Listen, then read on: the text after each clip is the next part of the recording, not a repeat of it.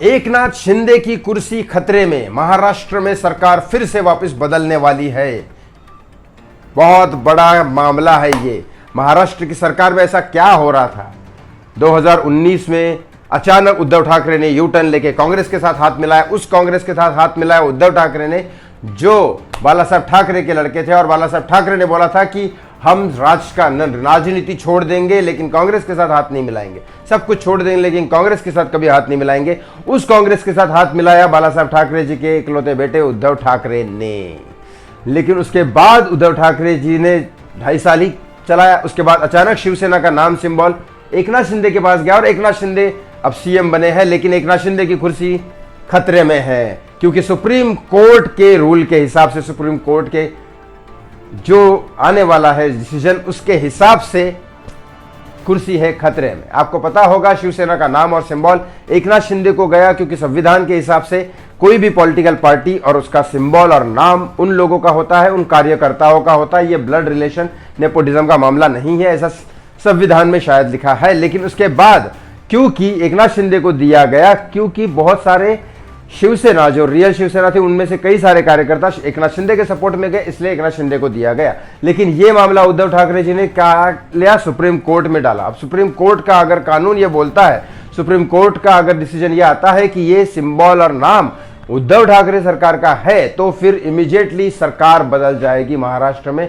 इसके पूरे चांसेस है। इसके 2 कारण मैं आपको बता देता हूं। अब तक की महाराष्ट्र सरकार में आपने कभी भी एक सीएम और डिप्यूटी सीएम का फोटो साथ में नहीं देखा होगा। आपको डिप्यूटी सीएम उद्धव ठाकरे सरकार में कौन थे आपको पता भी नहीं होगा। शायद बहुत सारे लोगों को पता होगा, जानता हूं मैं, लेकिन बहुत सारे लोगों को नहीं पता होगा। कभी भी डिप्यूटी सीएम का फोटो साथ में नहीं आता। आज हालत यह है कि दोनों एकनाथ शिंदे और देवेंद्र फडणवीस के फोटो कहीं पे भी आप देखो साथ में, एक साथ एक ही इक्वल लेवल के आते हैं। ये मुझे तभी समझ गया था जब देवेंद्र फडणवीस शपथ लेते टाइम इनका इतना सा मुंह हो गया था, क्योंकि सीएम उनको बनना था। ये कुर्सी की लड़ाई, ये सब ह्यूमन टेंडेंसी है भाई, ये सबके साथ होता है। लेकिन एकनाथ शिंदे ने जब इतना बड़ा धोखा दिया, या फिर सच का साथ निभाया, या बाला साहब ठाकरे के इशारे पे, मतलब उनके नेतृत्व पे चल रहे थे, ये वही जाने। लेकिन हाँ, एटलीस्ट हिंदुइज्म पे अटल है एकनाथ शिंदे, जो बाला साहब ठाकरे थे।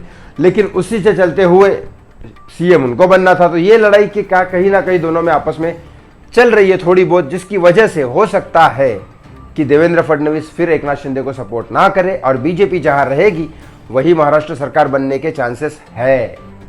इसीलिए कहीं पे भी कुछ भी हो सकता है। अगर सुप्रीम कोर्ट ने बोला कि वो सिंबल और शिवसेना का ये उद्धव ठाकरे के पास है, तो फिर पलटी मारने में कोई बड़ी बात नहीं है। पॉलिटिशियन को फट से पलटी मारेंगे, एकनाथ शिंदे वापस जहां थे वहां आ जाएंगे, और फिर से 2014 के जैसे देवेंद्र फडणवीस और उद्धव ठाकरे सरकार बनाएंगे। और ये बहुत बुरी बात हो जाएगी बहुत सारी चीज़ों के लिए, मतलब स्पेशली सुशांत सिंह राजपूत के केस के लिए।